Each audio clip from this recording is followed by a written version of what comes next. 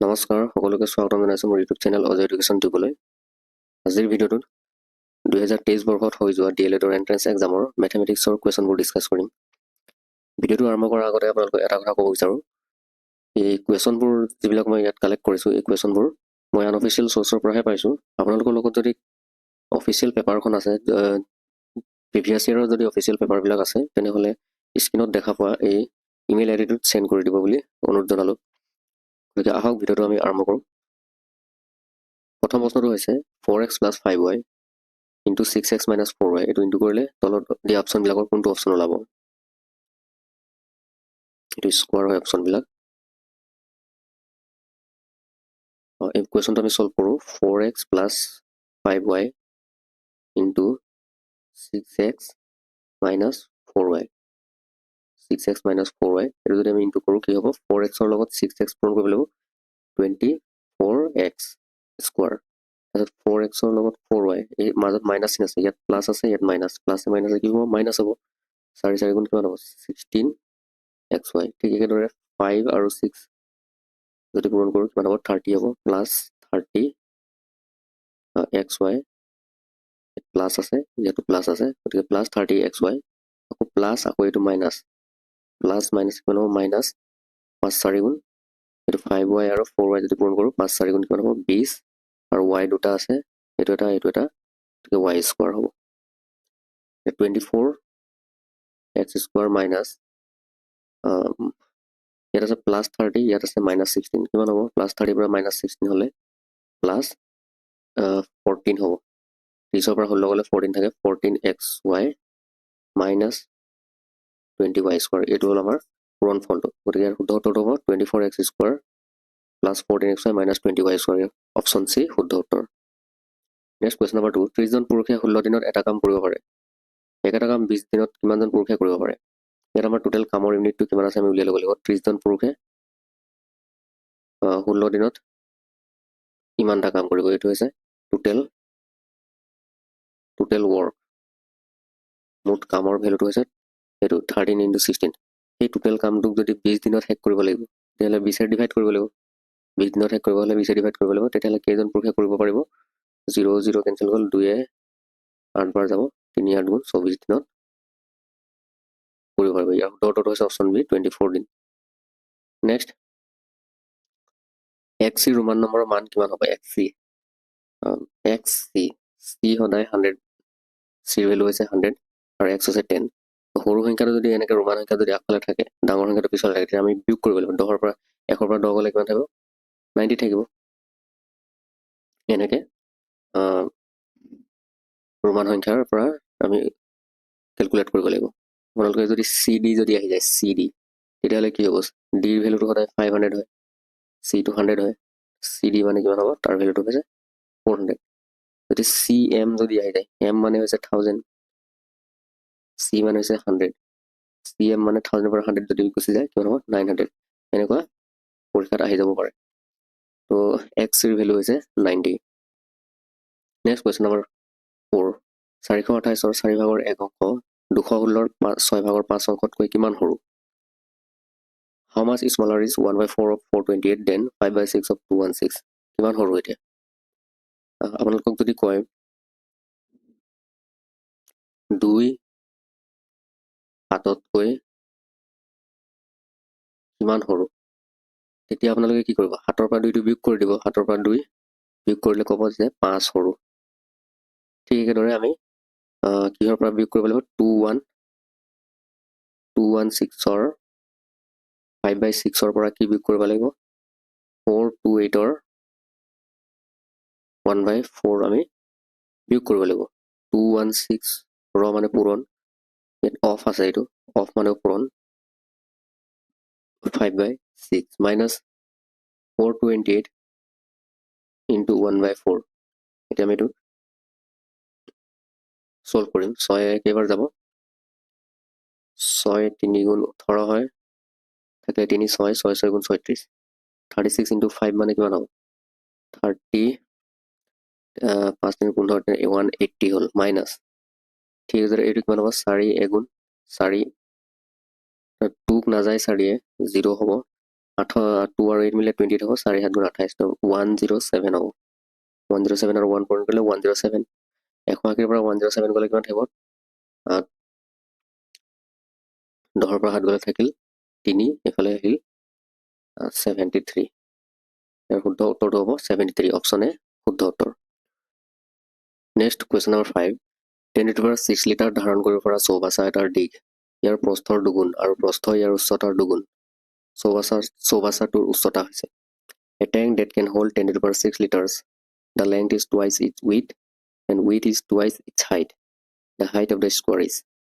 তাৰমানে কি কৈছে আমাক এটা চৌবাচা দিয়া আছে চৌবাচা মানে হৈছে টেংক টেংকটো আমাৰ কি শ্বেপত থাকে আয়তীয় ঘনক বা কিউবইড শ্বেপত থাকে গতিকে আয়তীয় ঘনকৰ আমি আয়তনৰ ফৰ্মুলাটো জানিব লাগিব কাৰণ ইয়াত আমাক আয়তন দিয়া আছে আয়তন কিমান দিয়া আছে 10 to the power 6 লিটাৰ দিয়া আছে এটা কথাটো হ'ল আমি প্ৰশ্নটো দিছে দিশ এই টেংকিটোৰ কি বুলি কৈছে দিশটো ইয়াৰ প্ৰস্থৰ দুগুণ আৰু প্ৰস্থটো ইয়াৰ উচ্চতাৰ দুগুণ বুলি কৈছে এতিয়া চৌবাচাটোৰ উচ্চতা লাগে তো আমি উচ্চতাটো x বুলি ধৰি ল'ম হাইটটো কি বুলি ধৰি ল'ম হাইট h টো কিমান ধৰি ল'ম আমি x বুলি ধৰি ল'ম তেতিয়াহ'লে উইথটো কিমান হ'ব বা ব্ৰেথ বুলি কয় সেইটো কিমান হ'ব উইথটো ব্ৰেথ বুলি কৈছোঁ ব্ৰেথটো কিমান দিয়া আছে আমাক প্ৰস্থটো ইয়াৰ উচ্চতাৰ দুগুণ উচ্চতা যদি x হয় তাৰ দুগুণ কি হ'ব 2x আৰু লেন্থ কিমান হ'ব আমাৰ লেন্থ কি কৈছে দিশটো ইয়াৰ প্ৰস্থৰ দুগুণ প্ৰস্থ কিমান আছে 2x তাৰ দুগুণ হ'লে 4x হ'ব এইখিনি আমাৰ লেন্থ ব্ৰেথ এণ্ড হাইট এইটো আমাৰ টেংকিটোৰ আমি পালোঁ এইখিনি এতিয়া আমাৰ ভলিউম বা আয়তন কেনেকৈ ওলায় আয়তীয় ঘনকৰ আয়তন কেনেকৈ ওলায় দিশ পূৰণ প্ৰস্থ পূৰণ উচ্চতা সেইটো আমাৰ ফৰ্মুলা আছিলে দিশ কিমান দিয়া আছে দিশটো আমাৰ 4x আমি 4x পাইছোঁ প্ৰস্থ কিমান পাইছোঁ এইবিলাক একচুৱেলি মিটাৰত ধৰিম আমি মিটাৰ 4x মিটাৰ পূৰণ প্ৰস্থটো কিমান আছে 2x মিটাৰ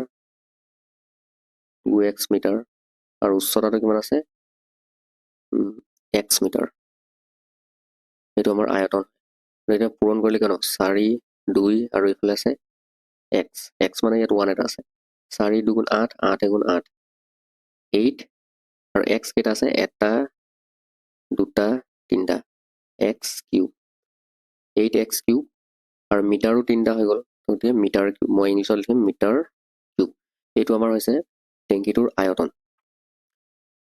আয়তন গতিকে এই টেংকিটোৰ আয়তনটো আমাক দিয়া আছে 10 to the power 6 লিটাৰ আমাৰ টেংকিটোৰ আয়তন কিমান দিয়া আছে 10 to the power 6 লিটাৰত দিয়া আছে কিন্তু আমাৰ প্ৰশ্নমতে আমি যদি চাওঁ আয়তনটো কিহত ওলালে মিটাৰত ওলালে গতিকে লিটাৰ আৰু মিটাৰৰ মাজত আমাৰ যিটো ৰিলেশ্যন সেই ৰিলেশ্যনটো আমি জানিব লাগিব এইটো হৈছে আমাৰ মেইন অৰিজিনেল দিয়া আয়তনটো এতিয়া লিটাৰ আৰু মিটাৰৰ মাজত ৰিলেশ্যনটো কি আছে 1000 লিটাৰ যদি হয় 1000 লিটাৰ হ'লে আমাৰ কিমান হ'ব 1 মিটাৰ কিউব তাৰ অৰ্থ এইটোৱে যে চাৰিওফালে এইফালে যদি 1 মিটাৰ হয় এইফালেও যদি 1 মিটাৰ এইফালেও যদি 1 মিটাৰ মানে লেন্থ ব্ৰেথ হাইট চবফালে যদি 1 মিটাৰ থকা এইটো এইফালে লেন্থটো 1 মিটাৰ তাৰপিছত ব্ৰেথটো 1 মিটাৰ আৰু হাইটটো 1 মিটাৰ চবফালে 1 মিটাৰ থকা এটা টেংকি এটাত 1000 লিটাৰ পানী ধৰে তো এইটো এটাৰ মিনিংটো হৈছে এইটোৱে 1000 লিটাৰ মানে 1 মিটাৰ কিউব 1 মিটাৰ কিউব এটা ঘনক এটাত আমাৰ 1000 লিটাৰ পানী ধৰে গতিকে 1000 লিটাৰ মানে 1 মিটাৰ কিউব অৰ্থটো আপোনালোকে সকলোৱে বুজি পালে 1 মিটাৰ কিউবত 1000 লিটাৰৰ অৰ্থটো কি তো এইটো আমাৰ বৰাবৰ এইটো আপুনি মনত ৰাখিবই লাগিব কম্পালচৰি তাৰপিছত এতিয়া নেক্সট কি হ'ব এতিয়া 1000 লিটাৰ মানে কি 1000টোক আমি কি লিখিব পাৰোঁ 10 কিউব লিখিব পাৰোঁ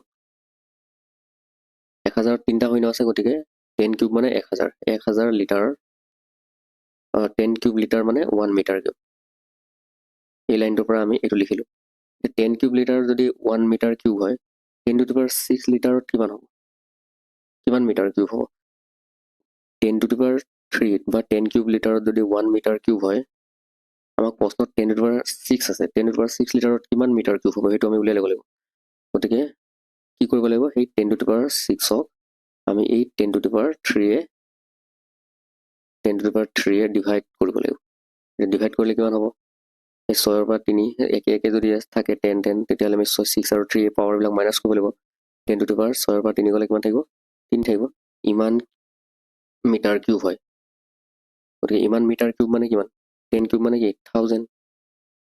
1000 মিটাৰ কিউব এইটোৱে আমাক দিয়া আছে আয়তনটো কিমান দিয়া আছে 8x কিউব মিটাৰ কিউবটো আমাক আমি 1000 মিটাৰ কিউব বুলি ওলাই ল'লো 1000 মিটাৰ কিউব এতিয়া এই মিটাৰ কিউব কেঞ্চেল গ'ল আমি এতিয়া কেঞ্চেল যাব পাৰিম গতিকে x কিউব কিমান হ'ব এই মিটাৰ কিউব কাটি দিলোঁ গতিকে x কিউব মানে কিমান হ'ল 1000 বাই এইফালে কিমান আছে এইটো 8 আছে 8টো তললৈ আহিল তাৰ মানে x কিউব ইকুৱেল কিমান হ'ব 8000টোক আমি 10 বুলি লিখিলোঁ আৰু 8টোক আমি 2 লিখিলোঁ আৰু হোল কিউব লিখিলোঁ এনেকৈ লিখিব পাৰে 2 কিউব কৰিলে 8 হয় আৰু 10ক কিউব কৰিলে 1000 হয় গতিকে কিউব যদি কেঞ্চেল যায় দুই চাইডে যদি কিউব উঠাই দিওঁ তেতিয়াহ'লে x ইকুৱেল কিমান থাকিব 10 বাই 2 থাকিব আৰু x ইকুৱেল 5 মিটাৰ গতিকে শুদ্ধ উত্তৰটো হৈছে অপশ্যন এ 5 মিটাৰ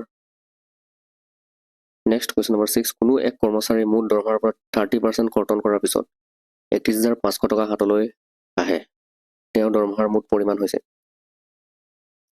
এতিয়া কি কৈছে মুঠ দৰমহাৰ পৰা 30% কৰ্তন কৰাৰ পিছত 31,500 টকা হাতলৈ আহে তাৰমানে এই 31,500 টকাটো কেনেকৈ পালে 30% কৰ্তন কৰাৰ পিছত তাৰমানে 100ৰ পৰা 30 কৰ্তন যদি কৰি দিয়ে কিমান হ'ব 70 এই 70%ৰ ভেলুটোৱে হৈছে 31,500 টকা 70%ৰ ভেলুটো হৈছে 31,500 টকা তেতিয়াহ'লে তেওঁৰ দৰমহাৰ মুঠ পৰিমাণটো লাগে তেওঁৰ দৰমহা আছিল 100% গতিকে 100%ৰ ভেলুটো উলিয়াব লাগিব তাৰমানে আমাক প্ৰশ্নত যিটো দিয়া আছে 31,500 টকাটো সেইটো কিহৰ ভেলু হয় 70%ৰ ভেলু হয় আমি উলিয়াব লাগে কিহৰ তেওঁৰ দৰমহাৰ মুঠ পৰিমাণটো দৰমহাটো সদায় 100% থাকে গতিকে 100% আমি পূৰণ কৰিব লাগিব আকৌ কৈছোঁ 31,500 এইটো আমাক যি দিয়া আছে সেই দিয়াটো আমি ওপৰত লিখিছোঁ কাৰ ভেলু হয় সেইটো আমি তলত লিখিম 31,500টো কাৰ ভেলু হয় 70%ৰ ভেলু হয় 31,500টো 70ৰ ভেলু হয় আমাক উলিয়াব লাগে কি মুঠ পৰিমাণ যিটো উলিয়াব দিছে মুঠ পৰিমাণটো উলিয়াব দিছে সেইটাক আমি পূৰণ কৰিব লাগিব যাৰ মান দিয়া থাকে তাক আমি তলত দিব লাগিব আৰু যিটো উলিয়াব দিছে সেইটো আমি পূৰণ কৰিব লাগিব কথা হ'ল সেইটোৱে তো 31,500ৰ মানটো আমাক 70 বুলি দিয়া আছে তেতিয়াহ'লে 100 আমি পূৰণ কৰিব লাগিব মুঠ পৰিমাণটো পাবলৈ হ'লে গতিকে 100 পূৰণ কৰিলোঁ তেতিয়াহ'লে কি হ'ব এইটো 0 কেঞ্চেল গ'ল 7ৰে কিমান যাব 7 4 গুণ 31ক কেইবাৰ যায় 7 4 গুণ 28 আকৌ 3 থাকিল 5 7 5 গুণ 35 আৰু 0 এটা কেঞ্চেল কৰিলে এটা 0 আছে গতিকে 45 আৰু এইফালে 100 পূৰণ কৰিলে কিমান হ'ব 45 শূন্য 3টা 45,000 টকা ইয়াৰ শুদ্ধ উত্তৰটো হৈছে option D 45,000 next question number 7 এটা প্ৰবন্ধ 2700 টকাত বিক্ৰী কৰি এজন ব্যক্তিয়ে 10% হেৰুৱায় যদি তেওঁ ইয়াক 3600 টকাত বিক্ৰী কৰে তেন্তে তেওঁৰ লাভৰ শতাংশ হৈছে By selling an article of ₹2,700, a person loses 10%. If he sells it for ₹3,600, his profit percentage is. কি বুলি কৈছে 2700 টকাত বিক্ৰী কৰি এজন ব্যক্তিয়ে 10% হেৰুৱায় তাৰমানে এই 2700টোক কিমানৰ ভেলু হয় 10% যদি হেৰুৱাই দিয়ে যিকোনো এটা বস্তু 100% সদায় থাকে আমি ধৰি ল'ব লাগিব কিমানত থাকে সেইটো 100% বুলি ধৰি ল'ব লাগিব বস্তুটো এতিয়া সেই বস্তুটো 2700 টকাত যেতিয়া বিক্ৰী কৰিছে তাৰমানে 10% হেৰুৱাইছে যদি 10% হেৰুৱায় 100%ৰ পৰা 10% হেৰুৱাইছে 100ৰ পৰা যদি 10% হেৰুৱাই দিয়ে তেতিয়া থাকিব কিমান 90% সেই 90%ৰ ভেলুটোৱে দিছে আমাক 2700 টকা যদি তেওঁ ইয়াক 3600 টকাত বিক্ৰী কৰে তেন্তে তেওঁৰ লাভৰ শতাংশ কিমান লাভৰ শতাংশ উলিয়াব দিছে গতিকে আমি সেইটো এইবাৰ আমি কি কৰিম প্ৰশ্নত আমাক 2700 টকাটো 90ৰ বৰাবৰ বুলি দিয়া আছিলে আমি উলিয়াই লৈছোঁ 90ৰ বৰাবৰ কেনেকৈ হ'ল 2700 টকাত 10% হেৰুৱাইছেতো 10% হেৰুৱালে 90% থাকে তো 10 সেই 90%টো হৈছে 2700 টকা প্ৰশ্নত লাভৰ শতাংশ উলিয়াব দিছে গতিকে সেই লাভটোক আমি 90টো ওপৰত ৰাখিম আৰু সেইটো কাৰ ভেলু হয় আমি গম পালোঁ 2700 টকাৰ ভেলু হয় 90টো হৈছে 2700ৰ ভেলু আমি এই শতাংশটো যে উলিয়াব দিছে সেইটো শতাংশটোৰ ওপৰত পাৰ্টিশ্যন নকৰিলোঁ কাৰ শতাংশটো উলিয়াব দিছে 3600 টকা যাৰ উলিয়াব দিছে তাক আমি সদায় পূৰণ কৰিম 3600 টকাত মানে কিমান শতাংশ তেওঁৰ লাভ হৈছে সেইটো উলিয়াব লাগে এতিয়া 0 কেঞ্চেল গ'ল 0 কেঞ্চেল গ'ল এইটো এটা 0 থাকক ইয়াত আমাৰ সুবিধা হ'ব ইয়াত দুটা 0 আছিল 3600 এটা কাটিলোঁ ইয়াৰ এটা কাটিলোঁ ইয়াৰ আৰু এটা 0 আৰু এইটো 0 কাটিলোঁ 9 2700 কেইবাৰ যায় 3 বাৰ যায় 3 3600 কেইবাৰ যায় 12 বাৰ যায় আৰু এটা 0 আছিল তাৰমানে 120% ওলালে 120% মানে কি 100 প্লাছ 100% আৰু 20% ইয়াৰ পৰা আমি কি গম পালোঁ 120% মানে কিমান লাভ পাইছে 100ত 20% সোমাই গ'লে 120% হয় গতিকে লাভ ওলাইছে 20%। ইয়াৰ শুদ্ধ উত্তৰটো হ'ব অপশ্যন চি 20%। নেক্সট 29/3 পাবলৈ হ'লে 17/5ৰ সৈতে কি যোগ কৰিব লাগিব 29/3 পাবলৈ হ'লে 17/5ৰ সৈতে কি যোগ কৰিব লাগিব মই যদি কওঁ 5 পাবলৈ হ'লে 2ৰ লগত কি যোগ কৰিব লাগিব সকলোৱে ক'ব 2ৰ লগত 3 যোগ কৰিব লাগিব 3টো পালোঁ কেনেকৈ 5ৰ পৰা 2টো আমি বিয়োগ কৰিলোঁ মাইনাছ কৰিলোঁ ঠিক একেদৰে আমি 29/3ৰ পৰা আমি কি মাইনাছ কৰিব লাগিব 17/5 মাইনাছ কৰিব লাগিব 3 আৰু 5ৰ লসাগু কি হ'ব 3 আৰু 5ৰ লসাগু 15 হ'ব কাৰণ 3য়ে 5ক ডিভাইড নাযায় ডিভাইড নগ'লে পূৰণ কৰিব লাগিব 3 5 গুণ 15 এইফালে ওপৰত পূৰণ কৰিম 5টো ক্ৰছ 5 আৰু 29 5 9 গুণ 45 5 কৰিলে 4 5 গুণ 10 4 14 মাইনাছ 3 আৰু 17 পূৰণ কৰিলে 51 5ৰ পৰা গ'লে থাকিল 4 14ৰ পৰা 5 গ'লে থাকিল 9 94/15 শুদ্ধটো হৈছে option C 94/15। Next question number 9 যদি এটা ত্ৰিভুজৰ তিনিটা কোণৰ মান 40 ডিগ্ৰী 3x ডিগ্ৰী আৰু x ডিগ্ৰী হয় তেন্তে xৰ মান হ'ব কিমান ত্ৰিভুজৰ তিনিটা কোণ যোগ কৰিলে আমাৰ কিমান হয় the values of the three triangles of an triangles are 40 degree 3x degree and x degree the value of x is ত্ৰিভুজৰ তিনিটা কোণ আমাক দিয়া আছে 40 ডিগ্ৰী 3x ডিগ্ৰী আৰু x ডিগ্ৰী এই তিনিটা কোণ যোগ কৰিলে কিমান হয় 180 ডিগ্ৰী ত্ৰিভুজৰ তিনিটা কোণ যোগ কৰিলে 180 ডিগ্ৰী হয় ঠিক আছে এতিয়া কি হ'ব 40টো আমি 40 ডিগ্ৰী হ'ল 3x আৰু x যোগ কৰিলে 4x হয় 180 ডিগ্ৰী ইয়াৰ পৰা আমি কি হ'ব 4x ডিগ্ৰীটো থাকিব 180 ডিগ্ৰী মাইনাছ 40 হ'ব এই 40টো ফালে গ'লে 4x ডিগ্ৰী ইজুৱেল কিমান হ'ব 180 পৰা 40 গ'লে কিমান থাকিব 140 ডিগ্ৰী থাকিব তাৰমানে x ডিগ্ৰী ইজুৱেল কিমান হ'ব 140/4 তাৰমানে কিমান 4 3 গুণ 12 2 থাকিল 20 হ'ল 4 5 29 35 ডিগ্ৰী হৈছে xৰ ভেলুটো শুদ্ধ উত্তৰটো হৈছে option D 35 degree next question number 10 a⁸ 8 × a⁵ 5 / a⁵ মান কিমান ইয়াৰ মানটো উলিয়াব দিছে আমাক a⁸ 8 a⁵ 5 / a⁵ এতিয়া ওপৰত 8 আৰু 5 একে একে যদি থাকে পাৱাৰবিলাক ভূমি যদি একে হয় a আছে ইয়াত ভূমিটো বেছটো a আছে পাৱাৰবিলাক একে হ'লে যোগ হ'ব a⁵13 হ'ল আৰু তলত আছে a⁵3 পূৰণ হ'লে যোগ হয় এতিয়া এইটো এতিয়া আমাৰ এইটো ষ্টেপত কি আছে হৰণ হৈ আছে হৰণ হ'লে ভূমিকেইটা যদি একে হয় এ যিয়ে থাকক ভূমি ইয়াত আমাৰ এই ক্ষেত্ৰত আমাৰ এ আছে যদি ভূমি একে হয় বেছটো যদি একে হয় তেতিয়া ওপৰৰ পাৱাৰবিলাক বিয়োগ হয় গতিকে a⁵ কিমান হ'ব 13ৰ পৰা 3 গ'লে কিমান থাকে 10 থাকে আৰু a⁵10 শুদ্ধ উত্তৰ ইয়াৰ শুদ্ধ উত্তৰ হৈছে option C a⁵10 next question number 11 তলৰ কোনটো পূৰ্ণ সংখ্যাৰ সংহতি কোনটো হয় which of the following is an integer পূৰ্ণ সংখ্যা বুলি কৈছে না পূৰ্ণ সংখ্যা বুলি ক'লে ইণ্টিজাৰ নহ'ব এইটো হোল নাম্বাৰ হ'ব লাগিব which of the following is an whole number set পূৰ্ণ সংখ্যাৰ সংহতি কোনটো হ'ব 0 1 2 3 1 2 3 4 2 4 6 8 আৰু এইটো পূৰ্ণ সংখ্যাৰ সংহতি আমি সকলোৱে জানো 0 1 2 3 0ৰ পৰা ষ্টাৰ্ট হয় গতিকে অপশ্যন এটো হ'ব শুদ্ধ উত্তৰ পূৰ্ণ সংখ্যা হোল নাম্বাৰ 0ৰ পৰা ষ্টাৰ্ট হয় 0 1 2 3 গৈ থাকিব অপশ্যন এ শুদ্ধ উত্তৰ বন্ধুসকল 2023 চনৰ প্ৰিভিয়াছ ইয়েৰৰ পেপাৰ মই কুৱেশ্যন 12টা কুৱেশ্যনহে পালোঁ। আপোনালোকৰ লগত যদি আৰু কুৱেশ্যন আছে তেনেহ'লে মোক এই ভিডিঅ'টোৰ আৰম্ভণিতে যে ইমেইল দিছিলোঁ তাতে পঠিয়াই দিব আপোনালোকে। এতিয়া আজিৰ ভিডিঅ'টো অন্তিম প্ৰশ্ন আহিছোঁ, কুৱেশ্যন নম্বৰ 12। 8 + 2 √8 + 2 √8 + 2 √8 + 2 √8 ... এনেকুৱা গৈ থাকিব। এটা চিৰিজ এটা দি দিছে আমাক, এই চিৰিজটোৰ ভেলুটো কিমান হ'ব উলিয়াব লাগে। ইয়াৰ এনেকৈ যদি চিৰিজ যদি আমি উলিয়াবলৈ যাওঁ, আমি কি কৰিব লাগিব, এইটোক আমি এক্স বুলি ধৰি ল'ব লাগিব, যিহেতু একেই আছে গোটেইটো পেটাৰ্ণবিলাক আপোনালোকে চাওক। 8 + 2 আকৌ 8 + 2 আকৌ 8 + 2 আকৌ 8 + 2 এনেকৈ একেই পেটাৰ্ণৰ যিহেতু আছে, পেটাৰ্ণটো একেই আছে, গতিকে আমি গোটেই পেটাৰ্ণটোকে আমি এক্স বুলি ধৰি ল'লোঁ।